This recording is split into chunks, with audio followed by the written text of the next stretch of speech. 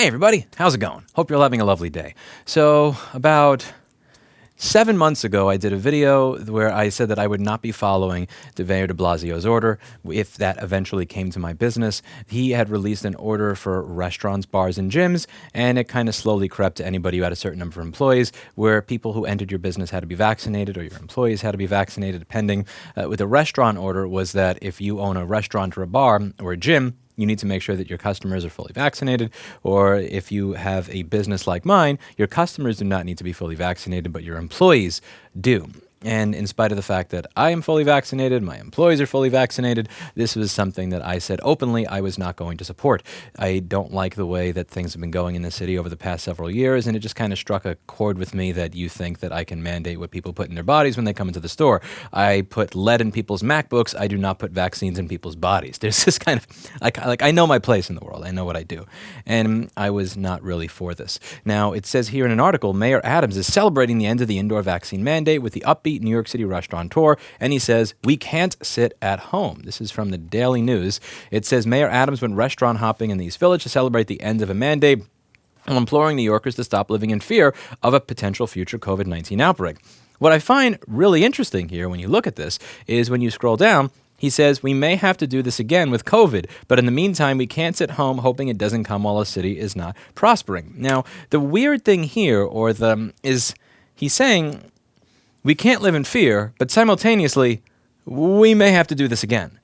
What is this? When you say, what is this again? Does this mean having the outdoor dining meme where you have people building structures in the street that they have their customers go in because they can't open their normal indoor restaurant, so they have to make an outdoor-indoor restaurant? Do you mean the vaccine mandate will go into effect again? Do you mean shutdowns will go into effect? Like, what does that mean? And it is the lack of specificity that causes fear for some people.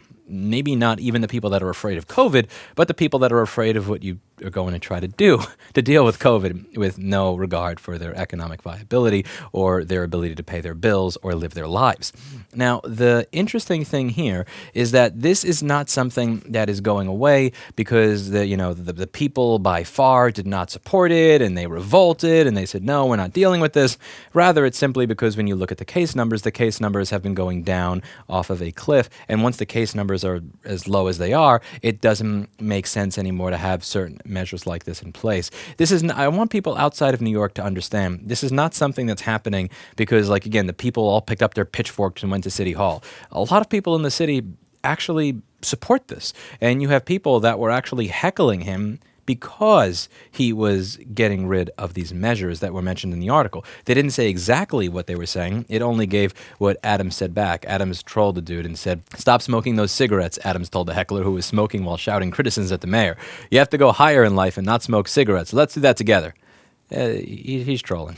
Dr. Jay Varma, former Mayor Bill de Blasio's top pandemic advisor, said he doesn't buy that argument. "Celebrating the removal of the key to New York City requires you to believe against all evidence that feasible, acceptable, affordable, beneficial COVID-19 protections are bad for business, rather than virus's ability to cause unpredictably large surges of illness and death." This is spoken like somebody who probably has never been to a restaurant in New York City. I have been asked, of all the times I have walked into a deli, a bar, a restaurant, anything, I've been asked to show a vaccine card twice, where they actually looked at it and wanted to see ID. Every other time, I could literally just be taking a Post-it out of my pocket like this and just go, "Oh yeah, here it is." And they're like, "Oh yeah, you're good." Most businesses are not looking at this. So in the article, it mentions the fact that this is something that has not been really bad for businesses, and the reason it hasn't been bad for businesses is because most of them were never following this to begin with. I was not a restaurant, but you bet your ass that if I was, I would not be following this, because that's just weird.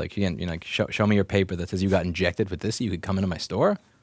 Oh, and again, even here, there is a certificate that I saw a lot of businesses putting on their window that say that all their employees are fully vaccinated. And mine are all fully vaccinated, but I do not have that certificate on my window because I feel like putting that certificate on my window acknowledges that the city has the power to compel me, to compel them to put something in their bodies, whether or not they would want that put in their bodies. And I do, regardless of the fact that they all got it of their own free will, that's not something that I want to acknowledge. That's not something I want my employees to acknowledge with me, or that I want to acknowledge from the city. I can't even get my own staff to eat healthy when I tell them I will cover your meals with my credit card if you do. You think I could get them to take a vaccine?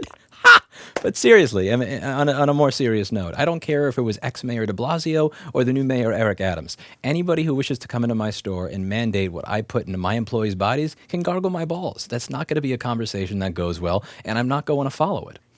Period. Adams has pressed that the case that scrapping public health precautions will help resurrect the city's economy. And again, I don't necessarily believe that this is the case at this point, to be quite honest with you, because as I've said, I've had to take that vaccine card out twice since August.